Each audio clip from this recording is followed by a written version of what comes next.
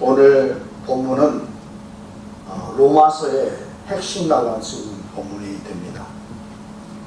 지난주 설교를 간략하게 구성하자면 바울은 로마를 가고자 했으나 하나님께서 길을 열지 않은 해서 갈 수 없었다는 편지를 쓰고 있었습니다.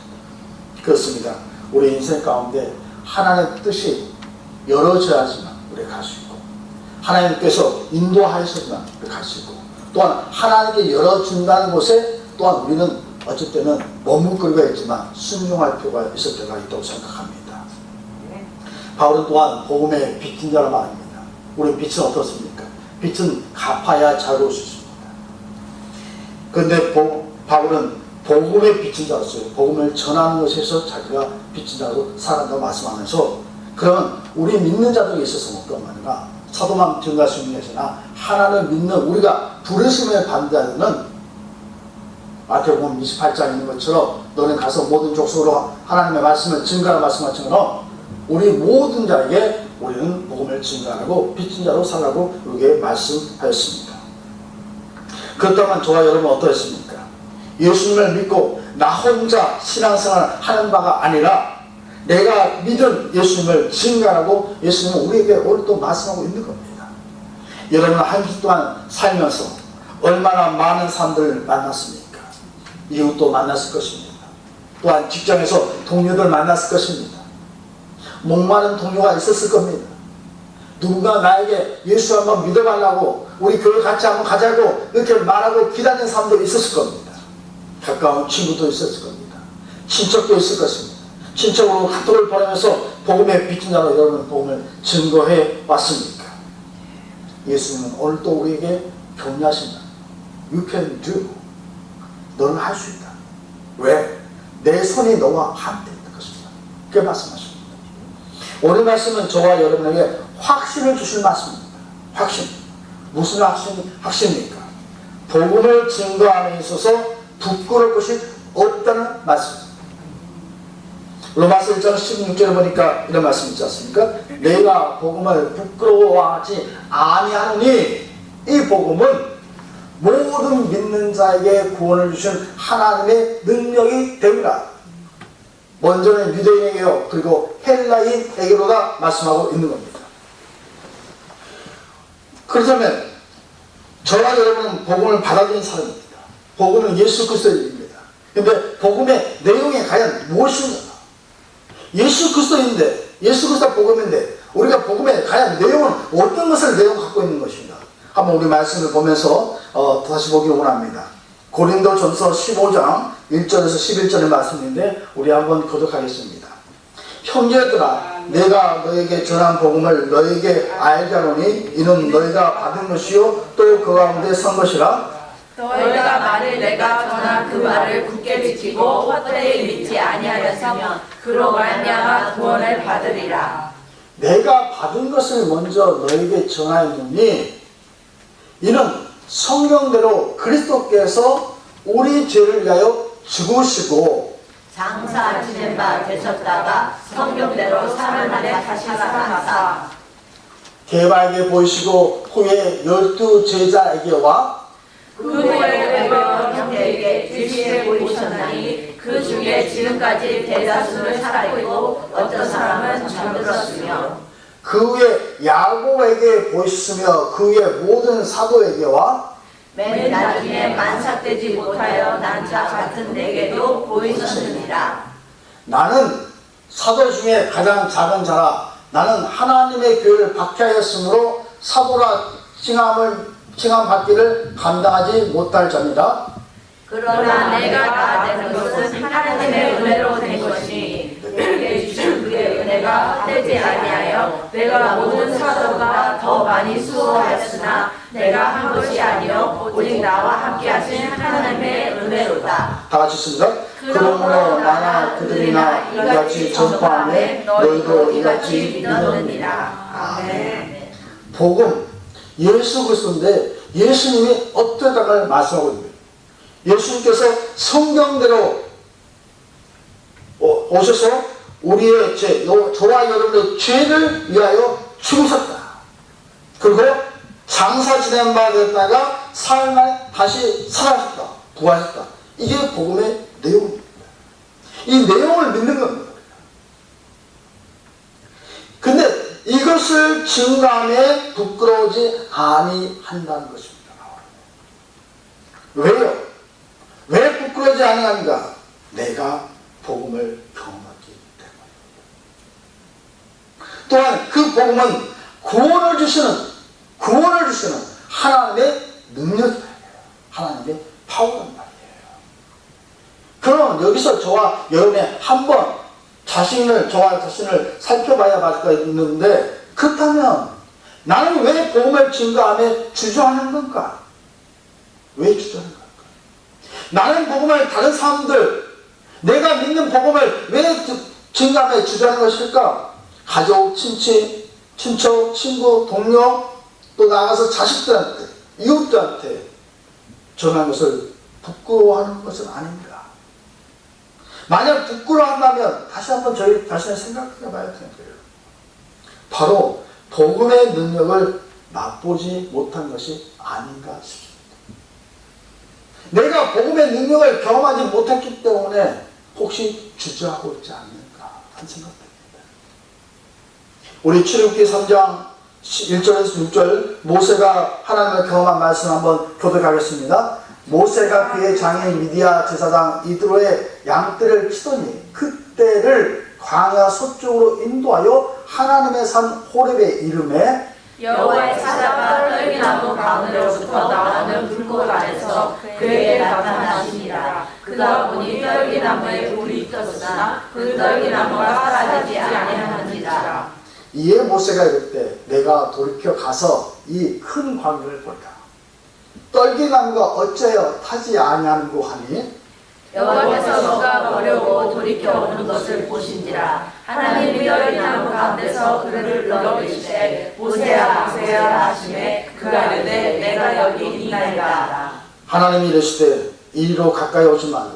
너가 선 곳은 거룩한 땅이니 내 발에서 신을 벗으라. 또 이르시되 나는 내 조상의 하나님이니 아브라함의 하나님, 이삭의 하나님, 야곱의 하나님이라. 모세가 하나님의 요구를 위하여 가리되. 그렇습니다. 모세는 어릴 때부터 그 어머니로부터의 교육을 받았어요. 하나님에 대한 존재를 알았어요. 그런데 하나님을 직접 경험한 바가 없었지만 오늘 이 말씀 중에서 하나님을 직접 경험했습니다. 저는 그렇게 봅니다.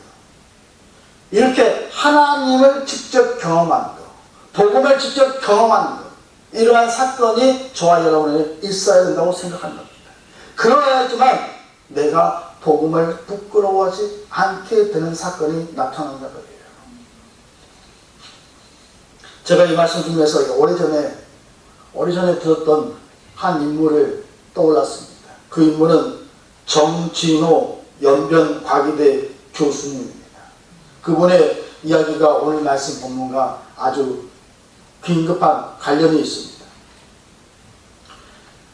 그는 이렇게 말합니다. 그저 아무 목적도 없이 비전도 없이 인생을 달려갔다고 합니다. 일주일에 5번 정도는 술로 지내오면서 나중에 알코올 중독 초기의 증상도 경험했다고 합니다. 손이 떨려서 커피도 들 수 없었고 편두통과 위장병, 불면증으로 시달렸다고 합니다. 그래서 내가 교회에 나가는 여자인 아내를 만나게 되었습니다. 이게 하나님의 은혜였다고 합니다. 예배 후에 교제 시간에 빵과 커피를 마시면서 서로 인사를 했는데 그 당시 유학을 왔기 때문에 그 교회는 MIT 대학과 하버드 대학의 사람들이 꽤 많이 있었다고 합니다. 그래서 자기는 생각에는 이 사람들과 인간관계 맺으면 내가 잘 나가겠다라고 생각하고 교회를 참석했습니다. 때때로 열심히 성경 공부도 열심히 했고 교회 생활도 열심히 했습니다. 이성적으로는 좀 이해되기 시작했던 건 뭐냐면 예수가 왜 십자가에 달려 돌아가셨는가, 또한 십자가의 구속과 부활의 의미를 생각을 했다 합니다. 그러나 그에게는 복음에 대한 부끄러움이 가슴속에 가득 차 있었다 합니다. 이성적으로 이해되지만 자기는 복음에 대한 부끄러움이 가슴속에 있었다고 합니다. 그런데 어느 날 새벽에 일어나서 성경을 보고 있는데 갑자기 사도 바울이 고백했던 말씀이 빛처럼 제 가슴을 찔렀다고 합니다. 그 말씀이 오늘 우리가 읽었던 로마서 1장 16절인데 내가 복음을 부끄러워하지 아니하노니 이 복음은 모든 믿는 자에게 구원을 주신 하나님의 능력이 된다. 이 말씀이 그의 영혼을 찔렀습니다. 깨달음이 왔습니다. 그렇구나. 복음은 부끄러운 것이 아니구나. 내 평생을 두고 목 터져라 외쳐야 할 사랑이라는 것을 그가 경험했다고 합니다.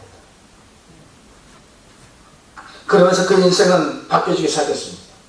인생을 바라보는 관점이 바뀌어졌고 자기의 노력을 해서 좋은 대학교 가서 좋은 교수로서 하려는 삶에서 하나님을 위하여 연변가기대 복음을 가지고 거기를 하게 되었다고 합니다. 이런 말을 고백합니다. 이 복음을 내가 왜 진짜 깨닫지 못했는가. 만약 예수를 좀 더 일찍 알았더라면 내가 그 소중한 청춘의 때를 허랑방탕하게 날려버리지 않았을 텐데 라고 고백합니다. 그리고 이렇게 기도했답니다. 하나님 10년만 뒤로 돌려주십시오. 정진의 교수님의 사건은 딱 한 가지, 로마서 1장 16절 말씀. 내가 복음을 부끄러워하지 아니하노니 이 말씀이 그의 오고 복음은 부끄러울 것이 아니라는 거예요. 자기는 가슴속에 그를 부끄러워했다는 거예요. 근데 그 말씀이 왔다는 거예요. 이것이 복음의 능력이에요. 이것이 바로 복음을 경험한 자의 신앙 고백입니다. 저와 여러분은 어떠합니까? 우리 요한계시록 3장 14절에 16절 말씀 한번 같이 합독하기로 원합니다. 요한계시록 3장 14절 16절 같이 한번 읽겠습니다. 라오디아 교회의 사자들에게 편지하라. 아멘이시오 충성되고 참된 증인이시오 하나님의 창조의 근본이시다 예수께 내가 내 행위를 아노니 너가 차지도 아니하고 뜨겁지도 아니하다. 너가 차든지 뜨겁든지 하기를 원하노라. 너가 이같이 빛을 하여 뜨겁지도 아니하고 차지도 아니하니 내 입에서 너를 토하여 버리리라. 아멘. 복음을 부끄러워하는 자는 요한계시록에 나오는 라오디아의 교회처럼 행위가 차지도 아니하고 뜨겁지도 않은 신앙을 갖고 있는 것이 아닌가 이렇게 생각해 봅니다. 내 신앙, 물론 신앙을 가지고 있죠. 근데 내 신앙이 어떠한가를 점검해야 돼. 그게 맞습니다. 분명 복음은, 내가 믿는 복음은 하나님의 능력인데 뭘 능력이냐? 구원을 주신 하나님의 능력이라는 거예요. 네. 보세요. 사도행전 3장 6절에 보니까 이런 말씀이죠. 금과 은은 내게 없거니와 내게 있는 것을 내게 주노니 곧 나사렛 예수 그리스도의 이름으로 일어나 걸어라. 어떤 사건이 일어났습니까? 밀분에 있는 안진뱅이가 복음의 능력 예수 그리스도 통해서 그 안진뱅이에게 증거할 때에 나사렛 예수 그리스도의 이름으로 일어날 때에 그가 그 자리에서 일어나는 기적이 나타났습니다. 이게 능력이라는 거예요. 네. 우리에게 능력이 없지만 복음에는 능력이 있다는 거예요. 네. 어떤 능력이냐? 사람을 변화시키는 능력, 삶을 새롭게 하는 능력. 어제는 마약을 했지만 마약을 끊을 수 있는 능력. 어제는 거짓말을 했지만 오늘은 거짓말할 수 않는 능력. 어제는 남을 험담했지만 오늘은 험담할 수 않는 능력. 그 능력이 있다는 거예요.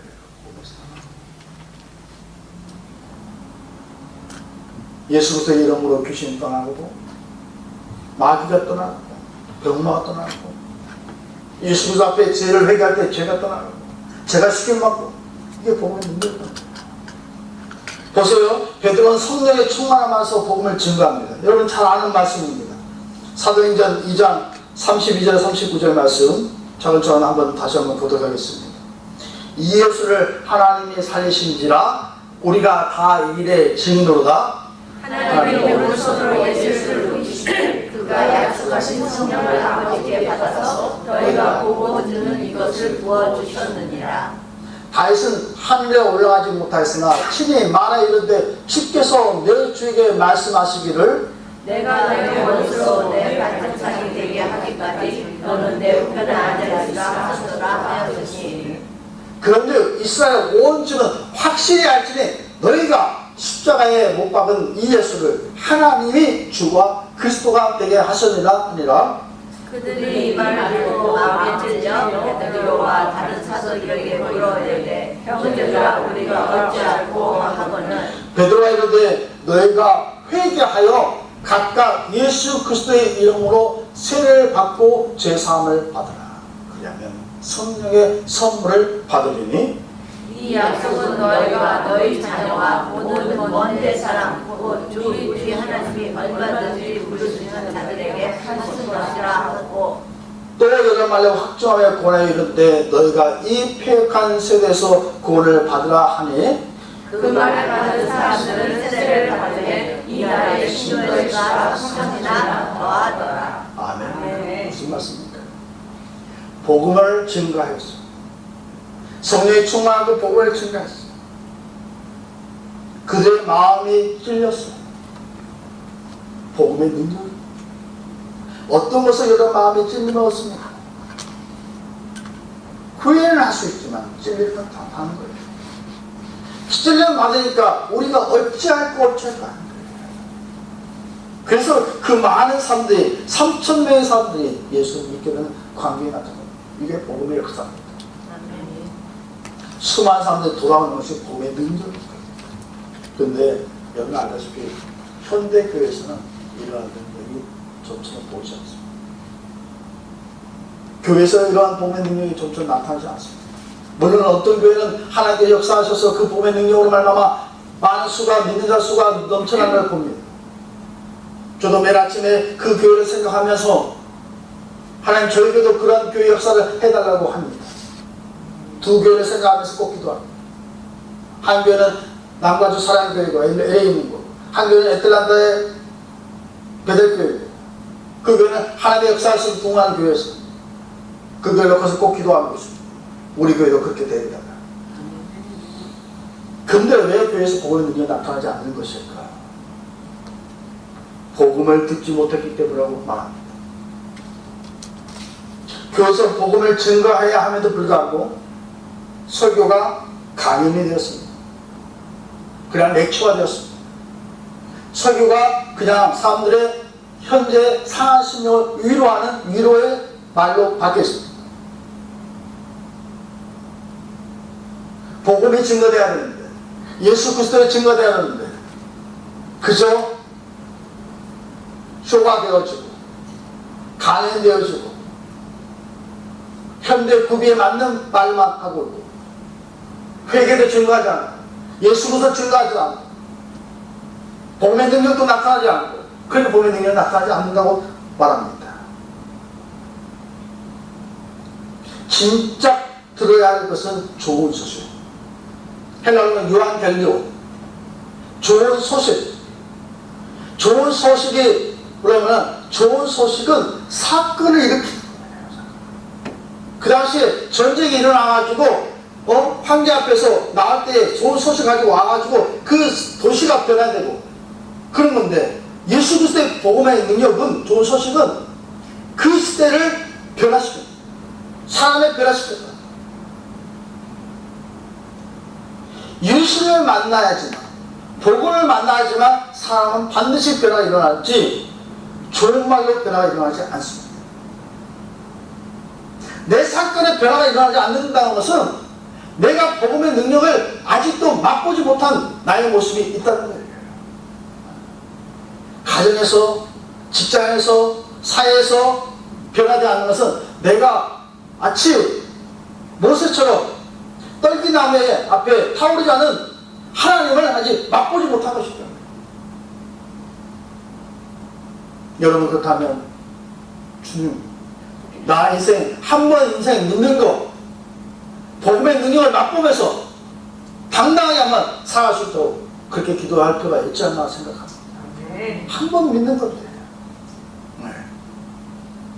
내가 복음을 부끄러워하지 아니하노니 복음을 지나면서 나는 부끄러워하지 않는다 이거. 왜? 그들로 하여금 구원을 이루는 하나님 능력이 나타나기 때문에 그렇게 하는 거예요. 뭐가 주저하겠습니까? 성격이라고요? 성품이라고요? 난센스. 그렇다면 복음에는 뭐가 나타났습니까? 복음에는 요마서 1장 17절에 보니까 이런 말씀이 있습니다. 복음에는 하나님의 의가 나타나서 믿음으로 믿음에 이르게 하나님이 기록된 바 오직 우리는 믿음 말미암아 살리라 하는 것 같으니까. 아주 여기에 뭐냐면 이신칭이라는 단어가 여기서 나옵니다. 믿음 말미암아 구원을 얻는다. 이신칭이 믿어서 내가 신의로 인정을 받는다는 표현이다. 여기서 나타나서라는 단어가 있는데 하나님의 의가 나타나서 이 단어가 헬라로 아포칼립토라 합니다. 이거는 중요한 용어인데 이게 명사를 쓸 때는 계시라는 의미가 있습니다. 계시. 하나님의 의가 드러났다. 하나님께서 보여주셨다. 알게 하셨다. 이런 것입니다. 바울은 하나님의 구속 계획을 쓸 때 주로 이 단어를 썼다고 합니다. 하나님의 의가 구원으로 표현할 수 있다고 볼 수 있습니다. 바울은 하나님의 의를 믿음으로 연마시킵니다. 슈툴마우크라는 학자는 바울에 있어서 하나님의 의는 본질적으로 믿음으로 말미암은 의라고 표현했다고 합니다. 바울에 있어서 하나님의 의는 본질적으로 믿음으로 말미암은 의다. 바울은 하박국 선지자의 말을 인용합니다. 하박국 2장 4절 우리 같이 보겠습니다. 보라 그의 마음은 교만하며 그 속에서 정직하지 못하나 의인은 그의 믿음 말미암아 살리라. 이 말씀을 바울은 인용하고 있는 것입니다. 하박국 선지자는 하나님의 침묵 속에서 의인은 믿음과 말미암아 산다고 고백했던 사람입니다. 저와 여러분은 잘 아시는 이신칭이 아까 말씀드렸처럼 이신칭이라는 것은 내가 의로운 것이 아닙니다. 믿음으로써 하나님께서 우리를 의롭다가 칭하는 거예요. 불러준다는 겁니다. 그렇다면 우리가 한번 생각할 것은 내가 의롭지 않은 존재인데 어떻게 의롭게 된다는 것일까? 어떻게 그것도 믿음을 말만 된다는 것일까? 라고 한번 생각해 볼 수 있습니다. 저와 여러분이 예수님을 개인적 구주로 받아들이면 하나님의 의가 우리에게 전가되는 거예요. 그래서 하나님이 우리를 볼 때에 의로운 자로 칭해주는 겁니다. 이게 다. 내가 의인이다. 그래서 하나님께서 의롭게 여기를 해주는 거예요. 왜? 예수님께서 십자가에서 모든 죄를 사하심으로 우리가 그걸 믿는 것 통해서 하나님의 의를 우리가 입는 거예요. 하나님의 의는 이렇게 표현되어 합니다. 이사야는 42장 6절 보니까 나 여호와는 의로 너를 불렀은즉 내가 내 손을 잡아 너를 보호하며 너를 세워 백성의 언약과 이방의 빛이 되게 하리니. 또한 이사야 41장 10절에 보니까 두려워 말라 내가 너와 함께함이라 놀라지 말라 난 내 하나님 됨이라. 내가 너를 굳세게 하리라. 참으로 너를 도와주라. 참으로 나의 의로운 오른손으로 너를 붙들리라 말씀합니다. 하나님은 의로우십니다. 하나님의 의가 여러분과 저에게 전가된 거예요. 그래서 뭐 때문에요? 예수님을 믿음으로, 복음을 믿음으로 받아들일 때 그런 사건이 일어나는 것입니다. 저도 말씀드렸다시피 마틴 루터는 이 말씀 하나 가지고서 그의 모든 죄의 짐을 벗었습니다. 죄의 무게를 벗어버렸습니다. 이 한 구절 때문에. 오직 의인은 믿음 말미암아 살리는 이 말씀이 자기의 삶의 전환점이 되었습니다. 그래서 이렇게 표현합니다. 제가 여러분 말씀드렸다시피 하나님의 의가 있는데 내가 가진 의가 아닌데 그 하나님의 의가 나한테 입혀졌다. 입혀졌다. 그래서 이거는 내 것이 아니기 때문에 낯선 의라는 표현을 씁니다. 내게 있는 것이 아니라. 그래서 마틴 루터는 이걸 낯선 의로 표현합니다. 그라스의 성도 여러분, 하나님은 저와 여러분을 예수 그리스도를 믿음을 말미암아 의롭게 여긴 줄 믿습니다. 아멘. 바로 이것이 복음의 능력입니다. 바로 복음의 능력이에요. 하나님의 의를 입은 자로서의 그러면 복음의 확신을 가지고 복음의 능력 가지고 오늘 말씀처럼 내가 복음을 부끄러워하지 않아. 오늘 이 예배를 들고 나가는 발걸음 속에서 이제는 과거는 어떻든 간에 내가 복음을 죽기쯤 하고 내가 지금까지 못했다면 하나님의 능력을 내가 복의 능력을 다시 한번 경험하고 어디든지 누구든지 담대히 주 예수 그리스도를 증거하는 저와 여러분의 되시기를 간절히 바랍니다.